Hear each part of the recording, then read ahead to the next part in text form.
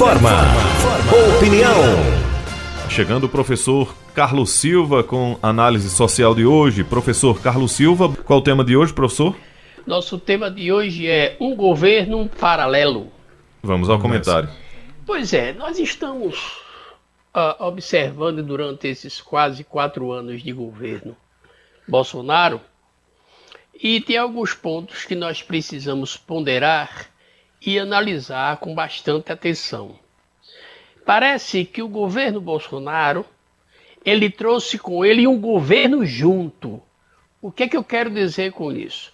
Quando um candidato ganha a presidência da República, uma gestão qualquer, ele vai atuar quanto gestor, mas ele vai encontrar uma base funcional, administrativa e técnica à sua disposição para transferir, entregar, passar informações e relatórios, munição de conhecimento técnico para que o gestor possa atuar.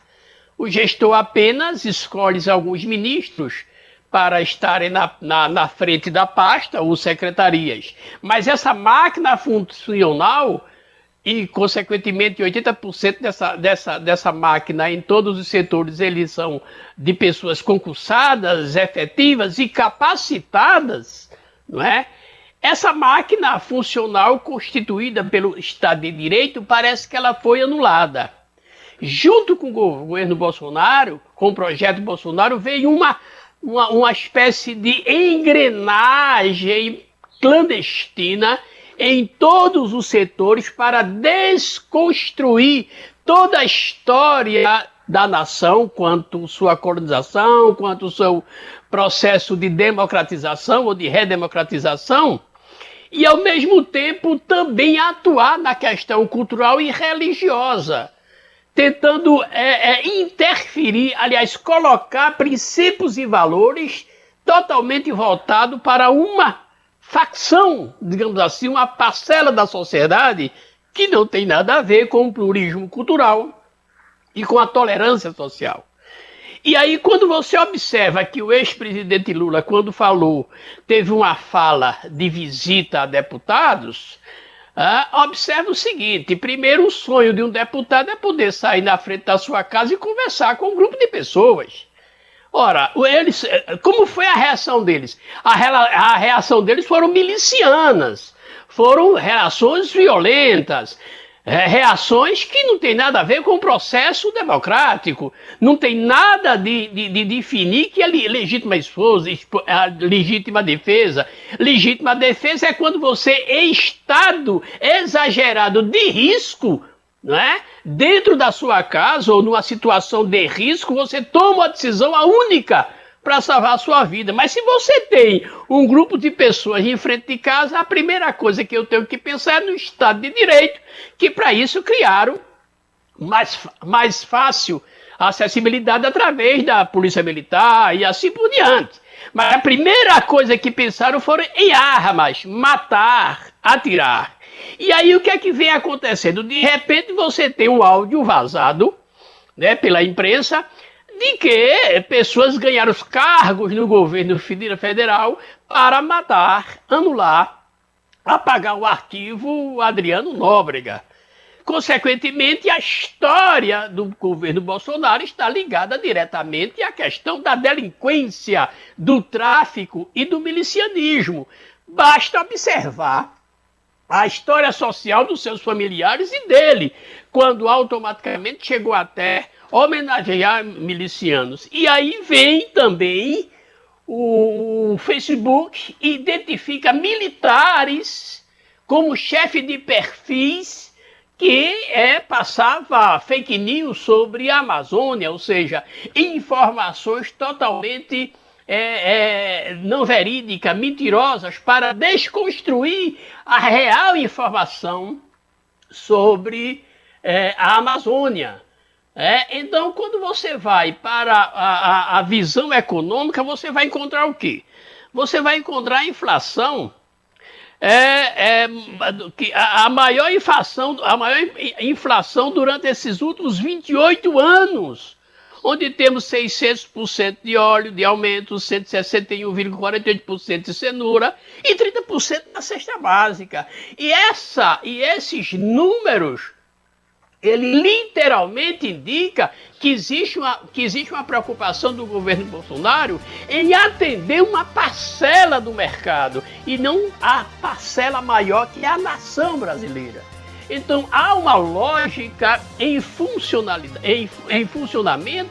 que mostra que há um governo, tanto é que existia pastores, né, que tiveram 28, mais dezenas de acesso ao Ministério da Educação. Então, que não tinha nenhum registro funcional, não tinha vínculo empregatício, né, dentro da máquina funcional. Exatamente para querer investir no seu ponto de vista religioso, mas por trás, com a ideia de exatamente obter dinheiro, obter lucros abusivos em cima do processo democrático. Então, é preciso, eu acredito que o STF, agora o que me estranha é o Exército Brasileiro, que tem a Agência Brasileira de Inteligência, ainda não perceber essa relação direta entre o governo Bolsonaro e a delinquência. E eu não vou dizer marginalidade, porque a marginalidade significa que está à margem da sociedade. Mas uma delinquência cara de crimes organizados, de tráfico e assim por diante. Há uma relação muito estreita nesse sentido. Então temos a impressão que essas eleições que estão por vir vai ter exatamente um embate muito diferenciado, porque nós não estaremos lidando com proposta de governo, estamos lidando com proposta de medo, de violência, de executar, de matar, de perseguir, e isso que está se observando. Então eu acredito que o Exército já deve ter o conhecimento dessa relação direta com a delinquência, e o governo Bolsonaro junto com pedaços, né, parcelas do crime organizado. Isso está muito bem demonstrado nas várias denúncias que estão sendo feitas das pessoas ligadas diretamente e indiretamente à família Bolsonaro. Então nós temos aí um governo que não está preocupado com a nação, nem na preservação da história, nem da cultura brasileira, mas sim de estabelecer um novo conceito de governo de extrema direita, que vem exatamente para usar como pano de fundo a democracia para se estabelecer como ditador. Era isso que tínhamos que passar para o ouvinte do Cultura Informa. Você está ouvindo? Cultura Informa. Informação do jeito que você gosta. O ouvinte pode perguntar ao professor Carlos Silva pelo Facebook, tem o nosso canal no YouTube e o nosso WhatsApp, 98109-1130, Tony. Tem uma pergunta já aqui do Cícero, lá do sítio Maria Clara. Ele está perguntando, na verdade ele está afirmando aí para o professor Carlos Silva que a melhor opção seria Ciro Gomes entre Bolsonaro e Lula. Olha, isso é uma oposição pessoal, eu não entro nesse mérito. Se você me diz o porquê, isso facilitaria o debate, mas a opinião pessoal de escolha, ela é extremamente legal, mas não traz argumento para o debate. Eu só acho que nesse momento não está levando-se em consideração nesse momento a proposta, mas de trazer o Brasil para onde ele parou, porque nós perdemos, nós não tivemos governança, nós não tivemos projetos. Era para ter uma frente até com o Ciro envolvido, para se posicionar contra esse modelo de governo que se aproveitou da democracia para destruir a nossa nação. Professor Douglas Tricolor, ele está dizendo aqui, está perguntando para o senhor, por que boa parte dos empresários estão com Bolsonaro? Veja bem, a boa parte dos empresários estão com Bolsonaro, porque a boa parte dos empresários estão ganhando exemplo. Foram zerados impostos sobre a linha branca de produtos. Está aí, geladeira, essa coisa toda, diminuiu o preço não, aumentou o lucro deles. Ora, eles não querem interferência no lucro. É como a gasolina, o dólar baixou o preço da gasolina? Não, porque para eles não interessa diminuir o lucro. E o Bolsonaro está comprometido com esse mercado, não está comprometido com o equilíbrio desse mercado com a nação, não é para anular esse mercado. O que não pode é privilegiá-los. Professor, o nosso ouvinte Cleidson Almeida está perguntando se o senhor acredita que o TSE vai ter condições de evitar os disparos de notícias falsas dos bolsonaristas para a próxima eleição. Olha, eu não sei se ele vai ter condição, mas ele sabe muito bem o que aconteceu na eleição passada. Acredito que eles vão ter mais facilidade de rastrear e mais pressa em condenar. Agora mesmo, veja, no passado era impossível uma rede Facebook, uma plataforma, conseguir derrubar esses perfis falsos, mas está conseguindo. Então pode não ser o suficiente, mas acho que vai diminuir muito. O Sérgio Júnior está dizendo o seguinte: o pessoal junto com o PT tentaram matar o atual presidente Jair Bolsonaro. Então, o que é que o senhor tem a comentar sobre isso? Olha, primeiro eu não vou comentar sobre uma loucura dessa, né? Porque quem deu a facada no presidente era amigo do filho de Bolsonaro, que participou do clube de tiro, que tem advogados caros, e que o que sofreu o atentado, o Bolsonaro o perdoou. E aí, dentro de uma obviedade dessa, você ainda acha que foi a esquerda que fez aquilo? Professor, uma notícia internacional também, porque a gente às vezes comenta também as internacionais, é que teve eleição lá na França e Macron foi para o segundo turno com a Le Pen, né? A Le Pen. E aqui está dizendo que após vencer o primeiro turno das eleições por um placar apertado, Emmanuel Macron terá o desafio de conquistar votos do candidato de extrema esquerda, o Jean-Luc, sem comprometer suas promessas de campanha com viés liberal. Como é que o senhor observa essa questão internacional lá na França? Já tivemos eleições também em outros países, onde, se eu não me engano, na Hungria e em outro país com vitória da direita. Veja, primeiro temos que levar em consideração que Marine Le Pen é realmente de extrema-direita, né? Ela tem feito uma plataforma política em cima, né, da chamada, que ela chama a chamada de Frente Nacional, não é? Uma deputada de extrema-direita, por exemplo, ela, se eu não me engano, ela nasceu em 68. E ela é uma das principais, chegou aí para concorrer com Macron. Acho muito delicado, mas é de se esperar. Estamos ali na Europa, estamos à beira de uma guerra, não é? Vivenciando um conflito armado, onde a Europa corre perigo naturalmente, até não perigo só do processo bélico, mas do processo econômico e assim por diante. Ela tem uma bandeira também voltada contra a questão dos refugiados, não é? É muito delicado esse avanço, mas é natural, né? Diante do que está ocorrendo no mundo, a chegada de uma extrema-direita na França. Mas vamos ver que isso possa não ocorrer, né? Vamos para a disputa. O William Bezerra está mandando uma boa tarde aqui para todos da cultura. Ele é motorista de aplicativo e está dizendo assim: pergunta ao professor Carlos Silva se o Brasil está caminhando para a sua história de 2 presidentes presos por corrupção e se o senhor acredita que Bolsonaro está comprando os deputados e senadores, pois a maioria está passando para o lado dele. Veja, primeiro, quais dois candidatos presos por corrupção? Porque Lula foi inocentado, não se provou absolutamente nada. Nem do ponto... Porque a primeira coisa, e aí é uma coisa que eu vou passar para você aí se informar bem, o primeiro sinal de corrupção de um cidadão é quando ele apresenta sinais exteriores de riqueza.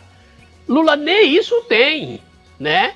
Não tem sinais exteriores de riqueza, nem ele nem os familiares dele.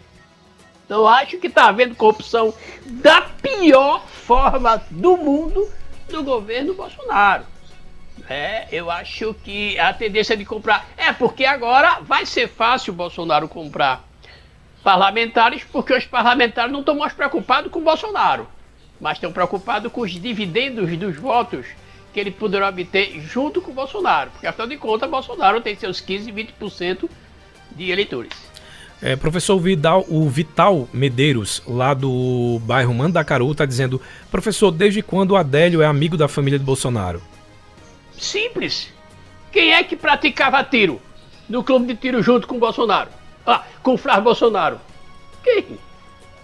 Era o filho de Lula, por acaso?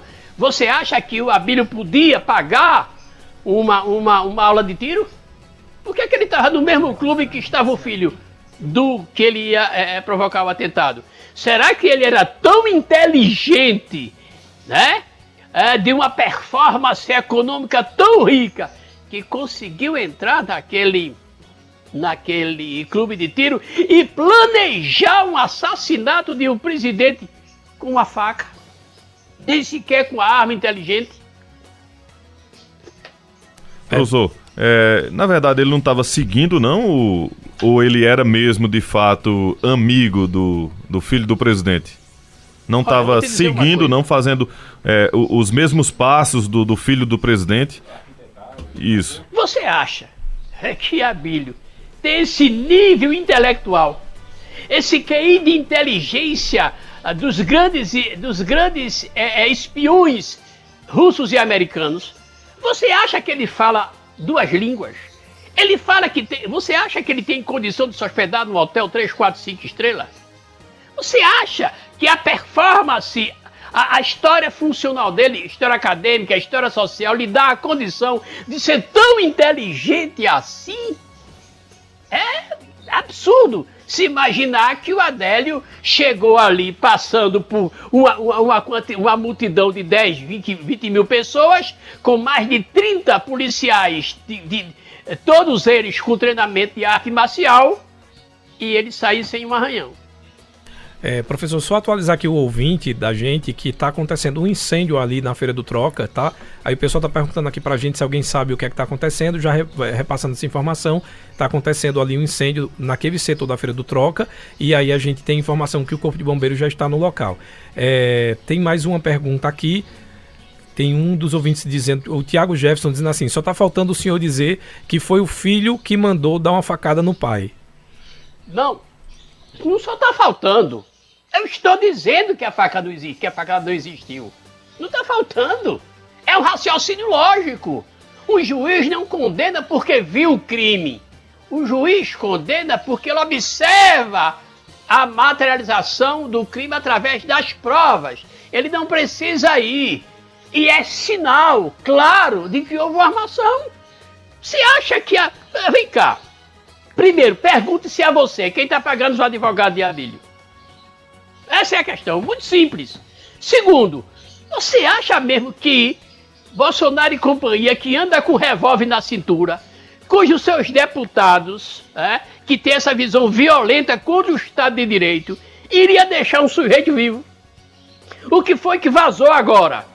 Que Adriano foi morto porque pessoas ganharam cargos comissionados no governo federal, no Planalto. Daí, para ser buscado, para ser periciado, para ser identificado pela polícia. Professor, tem um questionamento. Hoje saiu uma pesquisa, acho que foi do XP, falando que Bolsonaro e Lula estavam empatados lá em São Paulo. Qual a sua opinião a respeito dessa pesquisa? E a gente sabe que aqui no Nordeste isso não acontece, né? As pesquisas mostraram que aqui Lula ganha. O Nordeste seria um definidor dessa questão da eleição, professor? Primeiro, o fato de Lula estar tecnicamente empatado com Bolsonaro significa vitória de Lula. Lembre-se que quem ganhou a eleição para governo lá foi um bolsonarista, João Dória. Veja, ganhou Bolsonaro e no espaço eleitoral que Bolsonaro se estabeleceu através dos seus candidatos. Hoje, Haddad está na frente e Lula está à frente. E Bolsonaro empatado com ele, não ele empatado com Bolsonaro.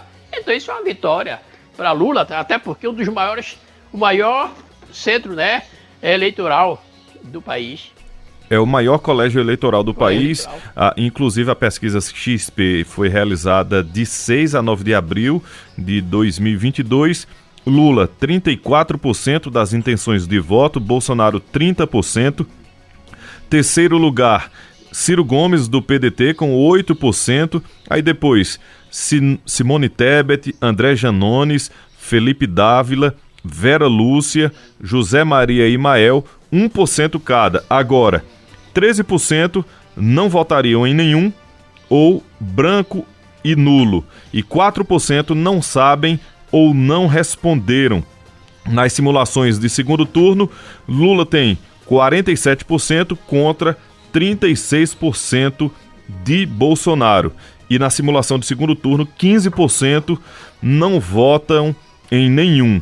Lembrando aqui, professor, o levantamento entrevistou 1.000 pessoas em São Paulo e a margem de erro é de 3,2 pontos percentuais para mais ou para menos. A pesquisa está registrada no TSE sob os números 0800/2022 e SP 06962/2022.